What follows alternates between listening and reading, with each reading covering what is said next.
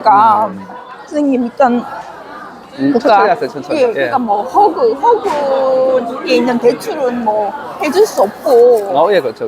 뭐 어쩌고 저쩌고 뭐 이렇게 뭐 개인 뭐 자산 형성 목적의 대출 이런 거는 환감을 해줄 수 없다. 아무리 기술차주라고. 그렇죠. 예. 그런데 또 그렇지만 뭐 부동산 임대업이 예. 주업종이 아닐 경우에 뉴스에 보니까 예. 뭐 주업종이 아닐 경우에 뭐 어떻게 뭐 뭔가는 가능하다는 식으로 이렇게 가능한 방법이 아예 없을까요? 예. 그러니까 그 뉴스에 나오는 안녕하세요. 사장님들이라면 꼭 알아야 할 정보를 전해드리는 골방 선생입니다.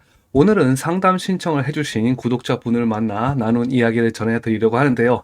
사연 주신 구독자님은 현재 지방에 소유 부동산이 있으신데 사업이 어려워지면서 새 출발 기금을 신청하신 데 더해서 전세를 준 아파트의 전세 세입자에게 전세금을 반환하지 못하면서 현재 주택금융공사로부터 경매가 들어온 상태입니다. 최근 지방 부동산 경기를 고려해 봤을 때 아무래도 아파트가 낙찰이 되어도 많이 감가된 상태로 낙찰이 될 것이기 때문에 전세 보증금 반환 채무를 전액 상환하지 못하게 될 가능성이 높죠. 그런데 이분이 이 아파트 말고도 오피스텔이랑 도시형 주택도 가지고 계시는데 주택금융공사에 채무를 상환하지 못하게 되면 여기에도 가압류를 비롯한 법적 조치가 진행이 되고 소송이 들어오고 경매가 진행이 되겠죠. 그럼 이제 남은 부동산도 처분해서 빚을 갚으면 되지 않나 이렇게 생각하실 수도 있는데 이런 경우 부동산을 모두 처분해도 빚만 남게 되는 경우가 많습니다. 왜냐하면 아파트는 전세금 반환 채무 외에는 다른 채무가 없지만 오피스텔은 담보대출을 끼고 세입자를 받은 상태거든요.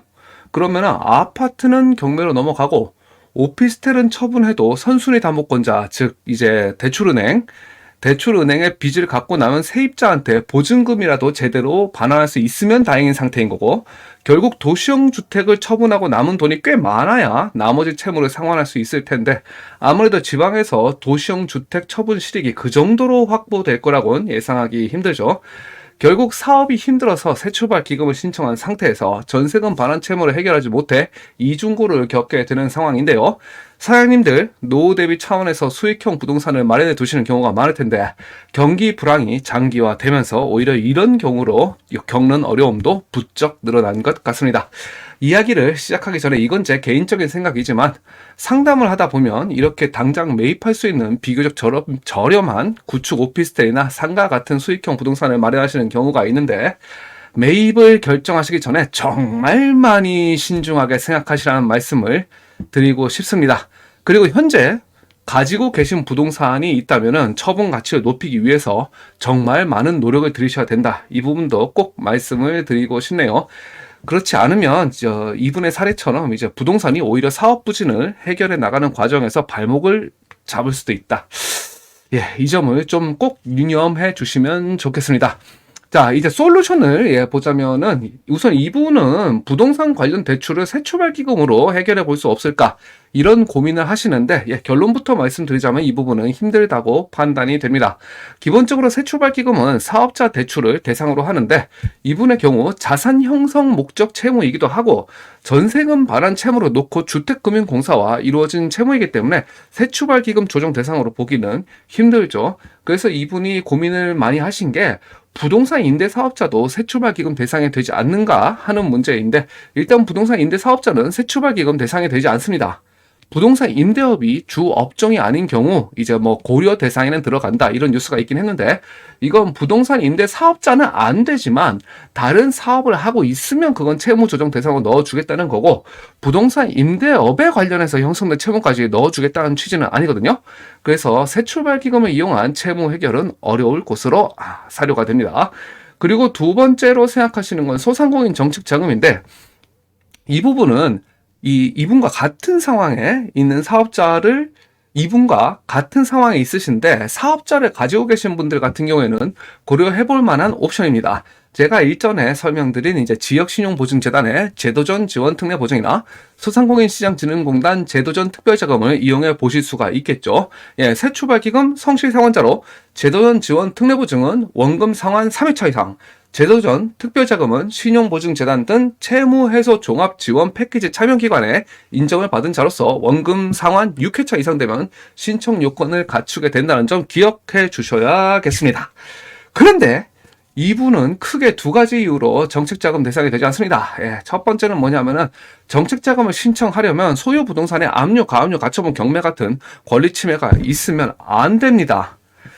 경매를 취하하려고 정책자금이 필요한 건데 경매가 있으면 정책자금 신청이 안 되니 이건 처음부터 틀린 거죠. 예. 그런데 이거를 차치하더라도 이분은 폐업을 하시면서 새출발기금을 신청하신 거기 때문에 사업자가 없어요. 그러니까 어차피 정책자금 대상이 되지가 않습니다. 그럼 폐업 후 재창업으로 이제 희망 리턴 패키지에 참여하고 정책자금을 신청해 볼 수도 있는가? 이 부분은 고려할 가치가 있습니다. 다만 창업 비용은까지 고려한다면 과연 실익을 확보할 수 있는 데 아닌가? 이 부분에 대해서는 이제 의문을 표하고 시작을 해야겠죠. 그리고 아까 말씀드렸죠. 소유 부동산에 권리 침해가 있으면 정책자금 신청이 되지 않습니다. 예. 조금이라도 이제 월세 수입을 좀 얻어갈 수 있을까? 아니면은 뭐 집가 상승 효과를 기대할 수 있지 않을까 하면서 이제 마련해 두신 부동산일 텐데 지금 이제 앞뒤로 진짜 꽉꽉 막혀 있는 상태이니 안타깝습니다. 예. 결국 그러면 생각할 수 있는 옵션은 개인회생인데, 아무래도 이제 적재산, 이거 처분 가치가 있는 재산이나 소극재산, 그러니까 쉽게 말해 빚, 예, 이 둘을 측정을 해서 개인회생 인용 결과가 나올 텐데, 이분의 경우에는 인용이 나올 확률이 높죠. 빚이 더 많으니까. 예. 그런데 아까 말씀드렸죠. 이분은 폐업을 하셨습니다. 예. 그리고 지금 연세도 좀 있으세요. 그러다 보니까 당장 취업을 보장하기도 어려운 상황이에요. 개인회생은 기본적으로 탕감받고 남은 채무를 상환할 수 있는 소득이 있어야 인용을 받을 수가 있습니다. 이 부분 개인회생이 중요하죠. 근데 그것마저 없으면 이제 파산으로 가게 되는 거거든요. 그럼 파산하게 되면은 남은 부동산 다 청산하고 이제 파산을 하게끔 될 텐데, 그럼 오히려 지금보다 더 힘든 상황으로 빠지게 되겠죠. 예. 여기까지 설명드리고 나니까 정말 갑갑한 상황이네요. 예.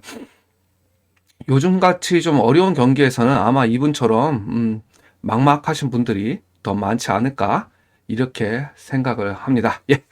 여기서 이제 제가 이분한테 드릴 수 있는 솔루션은 사실 이제 사실혼 배우자와의 적극적인 협력이었습니다. 예. 그게 무슨 소리냐 하실 수도 있는데 경매라는 악재를 오히려 이용해 볼 방안도 찾을 수가 있는 거거든요.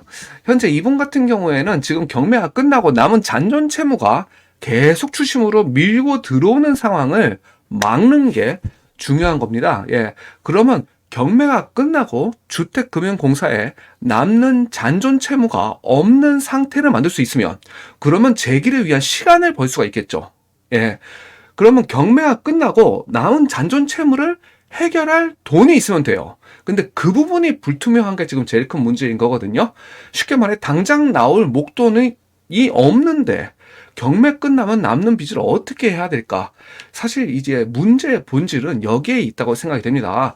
저는 여기서 비규제 지역에서 경락자금 대출은 일반 매매보다 LTV, 담보인정 비율, 즉 부동산 가치의 몇 %까지 대출이 나올 것인가 하는 부분에서 유리하다는 부분을 활용해 볼 것을 조언을 했습니다. 예. 높은 담보 인정 비율을 활용해서 일단 잔존 채무가 남지 않을 가격으로 배우자분이 경락을 봐서 이 분의 빚을 해결하고, 예, 이렇게 생긴 담보대출 부분을 꾸준히 상환하면서 다음 세입자를 찾아보는 거죠. 왜냐면 지금 상황에서는 도저히 세입자를 구할 수가 없잖아요. 경매 들어와 있는 부동산에 누가 세입을 들어오겠습니까? 전세를 들어오겠습니까? 그러다 보니까는 일단은 정상 부동산을 만들어 놓고 세입자를 구해볼 시간을 벌자. 예, 이게 제 솔루션이었는데요. 이렇게 좀 해결이 되면 좋을 텐데 한번 지켜봐야 될 것 같습니다.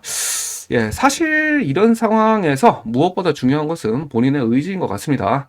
그런데 이제 구독자 200명도 되지 않는 이런 채널에 상담 신청을 해주신 것만 해도 이분이 사태를 해결해 나가기 위해서 얼마나 많은 고민을 하시고 노력하고 계신지를 알 것 같더라고요. 상담을 진행하면서도 굉장히 고마워하셨어요. 엄청 답답하셨는데 이렇게 이야기를 들어주고 상담을 진행해준 곳이 이제 없다고 하셨거든요.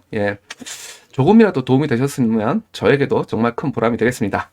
아무쪼록 위기를 잘 헤쳐나가시면 좋겠네요. 지금까지 골방선생 첫 번째 구독자 상담 내용이었습니다. 저에게도 큰 경험이 되었던 소중한 시간이었고, 예, 비록 부족함이 많은 채널이지만 어려움을 겪고 계신 사장님들에게 조금이나마 도움이 될 수 있는 채널이 될 수 있도록, 비록 구독자는 200명도 안 되지만 평균 조회수 50회지만 아무도 관심을 가지지 않지만 심지어 제 친구들마저 이 채널을 보지 않지만 야 이거 도대체 누가 누구를 돕는 골방 선생이었습니다. 예, 감사합니다.